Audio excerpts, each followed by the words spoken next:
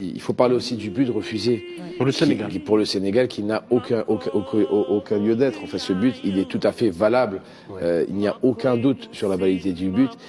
Et depuis la première journée de cette CAN, il y a eu énormément de faits de jeu qui ont été en faveur du pays organisateur. Il faut arrêter de se mentir. C'était quelque chose d'évident.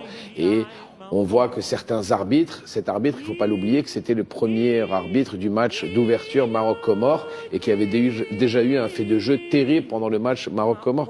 Donc, à un moment, ça fait beaucoup de choses où tu te dis que l'Arja, comme l'a si bien dit notre confrère journaliste, enfin notre ami journaliste, l'Arja tient les ficelles de tout ce qui est pendant à la CAF et c'est lui qui tient et qui dit quoi faire et à qui faire. Donc voilà, c'est ça qui est triste. Et justement, cette finale, moi je voulais dire deux mots aussi à propos de cette finale, qui comme tous les autres matchs ça a donné lieu à des calculs machiavéliques, je tiens bien, mais alors vraiment, c'était du chirurgical lorsque je dis par exemple pour les demi-finales. Vous savez que les demi-finales qui sont jouées, on a sélectionné par exemple pour le match Égypte-Sénégal.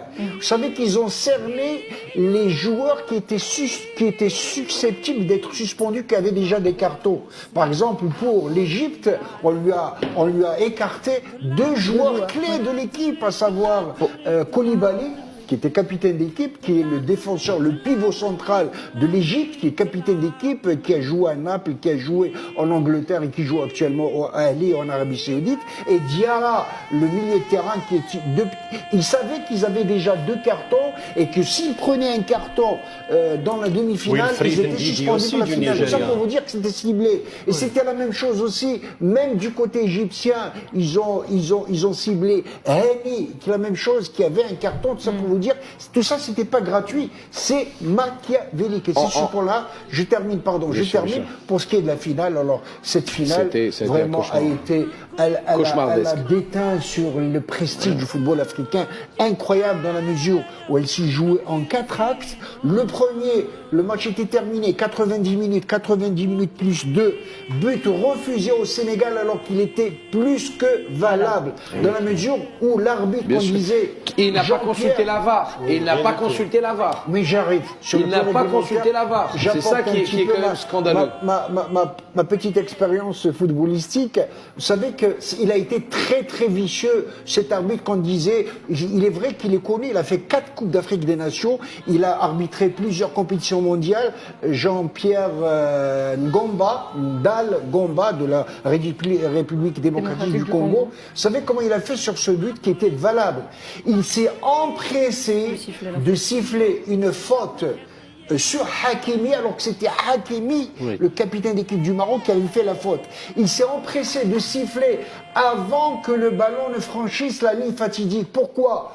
Vous savez que c'était pour bloquer la VAR et que la VAR n'avait même pas, réglementairement parlant, d'intervenir, alors que cet arbitre aurait dû laisser l'action terminée, la balle au fond défiler, à lui de décider but valable ou pas valable, et là, la VAR avait la possibilité d'intervenir. Mais tant qu'il a sifflé avant que la balle n'aille au fond, ça veut dire que ça relève du domaine de l'arbitre, du directeur de jeu. Vous savez que la VAR intervient en cas de but contesté, but ou pas but, en cas d'hors-jeu, en cas d'expulsion, en cas de pénalty. Mais n'intervient jamais sur les corners, sur les touches et les coups francs. Donc cet arbitre a été vicieux. Il a usé de son expérience pour siffler la faute avant que la balle ne soit accompagnée dans les filets. Ça pour vous dire, c'est des spécialistes quand vous parlez de mafia. Ça confirme une fois de plus la magouille. La VAR a toujours été, durant cette